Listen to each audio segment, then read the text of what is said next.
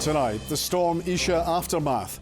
Winds of close to 100 miles per hour and torrential rain leave one dead, thousands without power and homes damaged.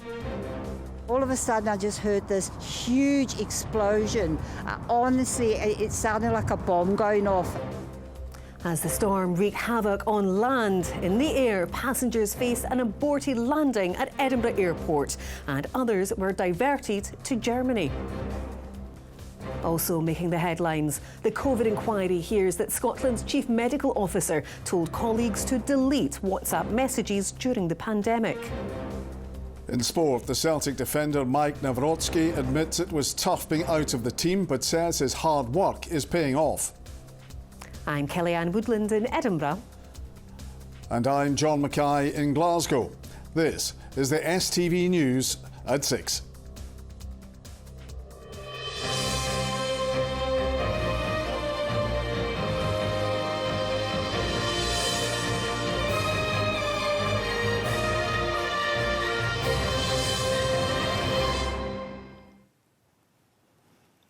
Good evening. A man has died after Storm Isha battered the country with winds close to 100 miles per hour and torrential rain. Across the night, more than 50,000 homes were without power, whilst the roof of flats in Cumbernauld was ripped off, causing panic and damage. Scotland's railways came to a standstill with all rush hour services cancelled this morning, and there could be more on the way with another named storm on the horizon. But first, Ollie Dickinson has the story of the clean-up after Storm Isha. For more than 12 hours last night, Storm Isha battered much of central Scotland. Waves breaching the coast, pylons sparking and cutting off power. Here in Cumbernauld, one sudden surge ripped the roof off this block of flats. And come the morning, those living here were left picking up the pieces and counting the cost. All of a sudden, I just heard this huge explosion. Honestly, it sounded like a bomb going off. At first, I thought it was maybe a gas explosion. It was that loud. I looked out the window and I could see half my roof was hanging off. Well, I'm pretty devastated and gutted. Well, my house was supposed to go on the market this week, so obviously that's not going to happen now. So we're just going to have to try and see what insurance we've got and get the building sorted before anything happens. These flats are 40 years old as well, so they've withstood a lot. You think that they're going to be okay, but yeah, it was really bad last night. In Grangemouth, an 84-year-old man died after the car he was travelling in collided with a fallen tree just before midnight. Police are asking for anyone with dashcam footage from the area to come forward. After all trains across the country were suspended from 7 o'clock last night, travellers this morning were forced to be patient or find alternatives as lines were checked. Actually, just the fact that I had to make a decision yesterday to sort of like, because I didn't want all the chaos, because I believe it was chaos earlier this morning. We come in from Mount Vernon, Glasgow, it's all right. Bus is fine. When I was trying to catch a train without knowing, got to the train station and I was cancelled. Get wet for nothing. Elsewhere, as Ibrox Stadium had signage ripped apart and ripped off, Glasgow United's ground was also damaged. Meanwhile, across the central belt, cars were hit by falling debris, homes struck by uprooted trees. In the north of the country, where a rare red warning for danger to life was issued, a major operation on the energy network to reconnect around 24,000 homes without power during the night. Whilst across central and southern Scotland, more than 50,000 people were cut off, with 11,000 facing disruption into this morning. Most of the damage overnight with the high winds has been debris from trees nearby and also fallen branches, which causes the wires to break. With the tail end of Isha continuing to bring wind and rain, there is no let-up in sight.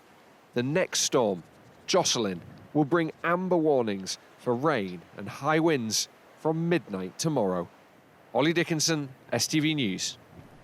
Passengers from a Ryanair flight which aborted a landing in Edinburgh in extreme winds have been speaking about the terrifying experience, but say the pilot made the right decision. After 2 failed attempts to touch down in Scotland, the aircraft diverted to Germany, leaving many spending the night sleeping on floors. Here's our senior reporter, Gordon Cree. Arriving at Edinburgh Airport this afternoon, Ryanair FR095 from Cologne. On board, passengers who'd left Dublin 24 hours earlier for what should have been a flight of around 1 hour to Scotland. I was surprised that they actually took off because it was the same in Dublin. It was awful to get up there and it was grand when you're up there, but coming into land, it was my worst flight in 32 years. I was like, oh yeah, boy, this is very scary. So yeah, very, very scary indeed. Yeah. To get so close, I mean, you could see the runway. Yeah, absolutely. The lights below us and everything were there and everything, and then they took up again, went up into, because it was so cloudy, up into the cloud. We had 2 shots and just said, no, I'm not doing it. Well, it's early afternoon now, and this is the relative calm after the storm. We're on the roof of the car park here, and there are still some pretty strong winds, but you can imagine trying to land here in the dark last night with gusts of up to 100 miles an hour must have been pretty horrendous. After flying from Dublin yesterday, the plane tried twice to land in Edinburgh before the captain decided it was too dangerous. With no landing slots available at UK airports, it travelled instead to Germany. It must have been a big decision for the pilot to be so close to the ground and pull out of it. Yeah, in fairness, I was delighted with his decision. Now, how we were treated on the other end when we got to Germany, I wasn't too happy about. But so what happened there? We were promised hotels, food vouchers. We arrived at 3-4 a.m. There was small children, there was parents, like we were left like the homeless, lying on the ground with no answers. I think it was mainly just that there were 7 flights that were diverted to Cologne, so trying to accommodate that many flights and that many people. But they did well in terms of accommodating and putting people, families and that up in accommodation sort of quite quickly. Flights due into Glasgow were also affected by the weather. This video from a passenger arriving from Amsterdam shows the conditions during an attempted landing, which was also aborted. Gordon Cree, STV News, Edinburgh. Well, as we heard earlier, there's more bad weather to come. Well, our weather presenter Sean Batty is at the coast. Sean, how's it looking? Well, I tell you what, I think I felt warmer in Ullapool in the snow last week. This wind is still really cutting just now. Got some very gusty winds still, especially in showers. We've got one just approaching from the west at the moment. Obviously nothing compared to last night's storm, but still very blustery and gusty. However, hopefully tonight, many of us should get a decent night's sleep because it will be a bit quieter. But this is just the quiet between 2 storms. Of course, Storm Isha yesterday and Storm Jocelyn, as you were hearing, is on the way tomorrow. A very, very disturbed spell of weather around at the moment. You touched on it there, Sean, but what can we expect for the rest of the week then? Well, with Storm Jocelyn coming in, winds tomorrow are going to be a bit of a step down from what we had last night. Now, of course, last night we had gusts of wind at just over 80 miles per hour off the M8 in Salisbury, but not quite as high as that tomorrow night. But I expect quite widely we could still see 50 to 60, maybe 70 in some spots. But of course, we do have an amber weather warning out covering the west coast, especially across likes of Arran, the Kintyre Peninsula, the Hebrides. Here, gusts of wind tomorrow up to around 80 miles per hour. Of course, ScotRail have cancelled all services tomorrow night. I expect there'll be a lot of ferry disruption as well, but once that storm's out of the way, hopefully things a bit quieter later in the week. All right, Sean, for the moment, thank you. Well, other news tonight, and the UK COVID inquiry has heard that Scotland's chief medical officer told colleagues to delete WhatsApp messages during the pandemic. It's the latest in a growing row about the retention of informal messages in the Scottish Government. The Information Commissioner is concerned about the deletions and could carry out an investigation. Our political editor Colin Mackay has been watching today's evidence. 3 witnesses up today, but the most significant evidence coming from the Chief Medical Officer. We heard that he had called for tougher restrictions at times during the pandemic. He was questioned on why Scotland had done things differently to England at times, and he said that Scotland has an older population in poorer health, and it was down to other really simple things like Scottish and English school terms being different. But the inquiry's KC Jamie Dawson keeps coming back to this issue of WhatsApp messages, or more specifically missing messages. Today he focused on an exchange between the Chief Medical Officer and his deputy. He comments, "Hope this isn't FOIable." You say to him, "Delete at the end of every day," and he laughs and puts his thumb up at that. Was it your practice to delete messages at the end of every day? The Scottish Government advice in relation to this was not to retain information for longer than it was necessary, was to make sure that any information which was pertinent, as I say, any information, particularly discussions, which ended up in a decision, was captured in within the corporate systems. So my practice was to make sure that any information which was important in that way was then captured in email form on the system, was formally recorded so that it was an auditable trail. There was also advice which was given and reminders which were given in discussions with the then Director General, who again reminded us that official business shouldn't be done within these mediums, and that there should be regular deletion, partly for security purposes, from that medium as well, and that it shouldn't be seen as a secure medium. The Information Commissioner, David Hamilton, is concerned about the deletion of these WhatsApp messages, and he's going to consider further investigations after the Scottish evidence sessions are complete at the end of next week. National Clinical Director Jason Leach is up at the inquiry tomorrow morning. He said that he made clearing his WhatsApps a pre-bed ritual during the pandemic. This is clearly an area of significant interest for Baroness Hallett, so I think he can probably expect some pretty tough questions tomorrow. Colin, at the Scottish Parliament, thank you. To other stories, and views are being sought on whether to give the Gaelic and Scots languages official status in Scotland. A new bill would ensure the Scottish Government and other public bodies support both languages and promote their education in schools. The Holyrood committee behind the proposal is seeking responses until the start of March. And almost 700,000 households in Scotland are living in unacceptable properties. That's according to a Homes for Scotland report, which says ministers have significantly underestimated how many people face housing hardship. The Scottish Government says it will invest more than £550 million in affordable housing next year.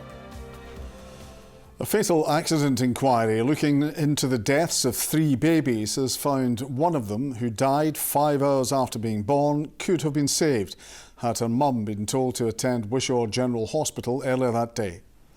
Ellie's mum, Nicola McCormack, was advised to stay at home until she could not cope, despite reporting that she had contractions. Caitlin Hutchison has more. Mirabelle, Leo and Ellie were all said to have died in circumstances giving rise to serious public concern. Well, today we heard that Ellie McCormack, who died at just 5 hours old at Wishaw General Hospital in March 2019, could have been saved if her mother, Nicola McCormack, was admitted earlier that day, or on any of the occasions that day that she'd called the triage service, reporting vaginal bleeding and painful contractions. Now, Miss McCormack had several episodes of bleeding, as well as episodes of reduced fetal movement in the later stages of her pregnancy, and that, along with her raised BMI, meant that she was considered a high priority, high risk patient by midwives. The inquiry heard from 2 midwives that had dealt with her, and they talked about a new system that was in place at the time called BadgerNet, and they both said that it didn't highlight crucial patient information in an obvious way, and that it could be quite difficult to navigate. Now, a review took place after Ellie's death by the Lanarkshire Health Board, and it found there was a major system of care issues in relation to the treatment of Nicola and Ellie. Since then, the 8 recommendations by the report have all been implemented. The inquiry continues here. Caitlin Hutchison, STV News at the Sheriff Court in Glasgow. A former sex worker has told the Emma Caldwell murder trial the accused would drive her at night from Glasgow's red light districts to places in the middle of nowhere. The jury also heard Ian Packer had a fascination with prostitutes. Packer denies murdering 27-year-old Emma, who was found in woods in South Lanarkshire 18 years ago, and also denies multiple charges of rape and sexual assault involving 27 other women. Our chief reporter Sharon Frew was in court. The drag was the name witnesses used to refer to Glasgow's red light district, an area that stretched beyond the city centre to the Barras and Glasgow Green. 3 women, allegedly indecently assaulted by Ian Packer, told the court they turned to sex work more than 2 decades ago to fund their heroin addiction, one from the age of 15. The women said they knew Emma Caldwell as a passing acquaintance and that she mostly worked the drag prior to her disappearance in 2005. The jury was told Ian Packer was a frequent visitor to the drag. One woman described her encounters with Ian Packer as gross and all about control. Another said that the accused gave her the name Craig and he was very forceful, verbally abusive and had punched her in the head a number of times. She told the jury that Craig would drive her at night to places in the middle of nowhere. She said on one occasion she could remember a dirt track, wooded lanes, and that the area was close to the motorway that went towards England. Packer's defence advocate later put it to the witness that whoever Craig was, it was not the accused. The women denied this suggestion. Emma Caldwell went missing in April 2005. 5 weeks later, her body was found in woods in South Lanarkshire. Ian Packer is accused of 46 charges, including of murdering Emma and of indecently assaulting her months before her death. A witness said he had been told in August 2004 that a guy had been hounding Emma and annoying her. He said he later saw this man chasing Emma minutes after they'd gone into the bushes together. He said Emma was very distraught and sobbing and told him the man had tried to make her do something she didn't want to do. Ian Packer denies all the charges he faces. The trial will continue tomorrow. Sharon Frew, STV News at the High Court in Glasgow.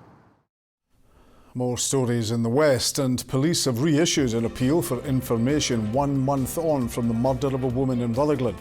Anne Call was found dead at a flat in Newfield Place on December the 22nd. Detectives say they're following a positive line of inquiry. A haul of cannabis worth more than £3.5 million has been seized in Greenock. Police searched premises on West Stewart Street yesterday and found a cultivation farm. 3 men have been arrested and charged. They are due to appear at Greenock Sheriff Court. An immunisation programme has stopped women from developing a type of cancer. A Public Health Scotland study has found not a single young woman who received the human papillomavirus vaccine at the age of 12 or 13 has gone on to be diagnosed with cervical cancer. The vaccine programme started in 2008 and is offered to boys and girls in the first year of secondary school to prevent a variety of health problems. A fatal accident inquiry is to be held into the death of a baby girl who died after contracting a toxic infection at Glasgow's Queen Elizabeth University Hospital. Sophia Smith was just 11 days old when she died in April 2017. Her parents are still seeking answers over how she got the infection after they were allegedly told by a clinician that her death was just bad luck. The former social worker of a teenager who died at Polmont Youth Offenders Institution has told a fatal accident inquiry he phoned the jail to express his worry for the 16-year-old. Mark MacDonald said he told prison staff that William Brown, also known as William Lindsay, had a history of poor mental health and suicidal thoughts and was likely putting on a brave face. Brandon Cook reports. William Lindsay died in Polmont's Young Offenders Institute in October 2018, just days after being transferred from police custody. Previously, the Joint Fatal Accident Inquiry, which is also looking into the death of 21-year-old Katie Allen, heard William was removed from a 30-minute suicide observation watch following a 5 to 10 minutes meeting amongst prison staff. Today, the inquiry heard from William's social worker, Mark MacDonald. He said he had concerns about how the youngster would manage in Polmont. Mr MacDonald said the 16-year-old had no experience of custody and his mental health would tend to dip after taking drugs and alcohol, which he had been doing before he was arrested. Mr MacDonald said he was worried William would arrive at Polmont not in the best headspace, pretending he was okay when he wasn't. The social worker decided to phone the Young Offenders Institute to alert them of William's history of poor mental health and suicidal thoughts. On a call to Andrew Doyle, a social worker based in Polmont Prison, Mr MacDonald said he had passed on concerns about William's low mood, suicidal thoughts and impulsiveness. The young inmate had been on 30-minute observations, but that had been removed during the morning. The inquiry was shown documents from Andrew Doyle, who had taken Mr MacDonald's call, which recorded the concerns and passed them on to the relevant teams. He also personally phoned a prison officer on Williams Hall. The 16-year-old died in the hours after. The inquiry continues. Brandon Cook, STV News at Falkirk Sheriff Court. Now Rahman is here with the sport. Thanks a lot, John. Good evening to you all. Mike Nawrocki admits it was difficult to accept being left out of the Celtic team after recovering from injury, but says his hard work is now paying off. Meanwhile, Rangers defender Leon King says face-to-face talks with Philippe Clement during the winter break convinced him to stay at Ibrox and fight for his place in the team. Here's Ronnie Charters. Since his arrival in the summer, Mike Nawrocki had been out of the picture. Due to injury and form, the 22-year-old was missing from Celtic's starting 11 for more than 4 months. With Cameron Carter-Vickers injured, he's now played in the club's last 3 matches, but admits it's been a challenging time. So if you train every week and work hard and not even in the squad and everything, don't even close, and yeah, it's very hard to accept it, but I played 3 games after we were injured, and then yeah, it's been a hard time to get back into the team. But the only thing I could do was to work hard, to be prepared for the moment, and in the end it happened. Meanwhile, Brendan Rodgers has raised questions about VAR protocol in their 5-0 win over Buckie Thistle yesterday. It took several minutes to determine if Celtic should have had a penalty, even though Lila Bada was clearly offside. They had to, for some reason, it's protocol according to the fourth official, they have to look to see if it's a penalty first before they look to disallow it because it's offside, which just seems ridiculous, really. You know, if it's offside, then the penalty doesn't even matter, as we know. Over at Rangers, Leon King, who's made just 3 sub-appearances this season, says his future is at Ibrox after a meeting with Philippe Clement. Everybody had the talks with the managers in Spain, and obviously mine went really well, and the manager says to stay here and fight for my spot, and obviously that's what I'll do. He's been great since the minute he walked through the door, and I think we needed that. I think the group's a lot closer now with the management, and it's just about going into this second half of the season all guns blazing and pushing forward to the finish line. Ronnie Charters, STV News. STV News understands Hibs are closing in on a deal to sign Emiliano Marcondes on loan from Bournemouth until the end of the season. The attacking midfielder, who was unavailable for the first half of this campaign after undergoing surgery on his foot, has also had spells at Brentford and Danish side Midtjylland. Hibs boss Nick Montgomery is looking to sign up to 4 players in the January transfer window. Hearts boss Stephen Naismith says having Craig Gordon fit again has taken Zander Clark's game to another level, but has refused to say who will be in goal against Dundee tomorrow night. After 13 months out following a double leg break, Gordon made his comeback in the first team against Spartans on Saturday. Clark has made 28 appearances this season. The last month before the break, Zander's level had went up from where it was, which was already very good. And I think that's because Craigie came back and was fit. At every club, I think the players play their best when they've got competition and they know what the risk is. That's the same here. We've got an area of the pitch that we're covered very well, and I'm confident, very confident that we'll all be happy and we all understand where everything is. Tennis and Cameron Norrie says he's shown he can compete with the world's best. That after his agonising 5-set defeat to Alexander Zverev at the Australian Open. Norrie fought back twice to take his 4th-round match into a deciding set, but world number 6 Zverev won it on a tiebreak. The contest lasted 4 hours. Athletics and Ailish McColgan says she's feeling good about her fitness and is confident she'll be competing at this year's Olympic Games. The 10,000 metres Commonwealth gold medalist missed last year's World Championship and the London Marathon due to a knee injury. The Paris Games take place in July and August. I'm in a good place right now where I'm just slowly building up. I'm running alternate days at the moment and just trying to be really sensible with how we approach this next year. I have my qualifying times for Paris, so I'm in a good position. I just need to showcase form and fitness as we head into the end of June. And that, folks, is all your sport tonight. I'll see you again tomorrow. All right, thanks for that, Rahman. Well, let's get back to the stormy weather. We heard from Sean a little earlier, but let's get the full forecast now.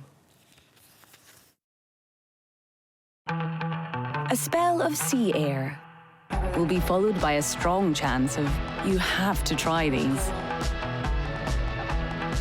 TUI sponsors STV Weather. Well, thank goodness tonight will be a lot quieter, thankfully, down to this little ridge of high pressure toppling in from the west. Lots of you messaging me about midnight saying how scared you were last night with the winds. Tomorrow night's going to be another windy one, not as strong as Isha, but still a very blustery, windy night to come tomorrow night. But I say, not as extreme as last night. At least tonight, though, things continue to quieten down. The blustery conditions ease down. The showers largely heading back towards the west coast later on, so it becomes largely dry with some clear spells over inland areas. And actually quite a chilly end tonight. Temperatures down to about 2 or 3 degrees. Parts of Lanarkshire, Stirlingshire and also towards Fife. Now tomorrow we see rain coming in from the west, and that rain's going to be whistled through much of the day. There'll be some quite heavy bursts, especially around lunchtime, early afternoon, and then that clears away, and then we're left behind with blustery showers coming back into western parts. But the winds will be picking up through the day, so a pretty miserable day tomorrow, but very mild, 12, 13 degrees Celsius.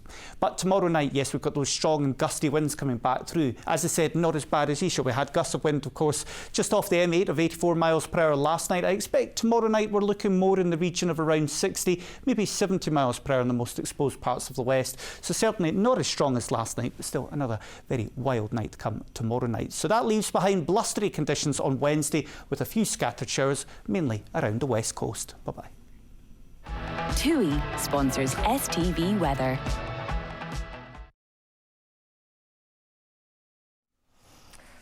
That was some wind last night, wasn't it? It was. I'm not sure many slept through it, which is going to be a problem for me because I've got to be up late this evening for Scotland tonight. See if you can join me at 10:40. From all of us, thanks for watching. Have a good night. Good night.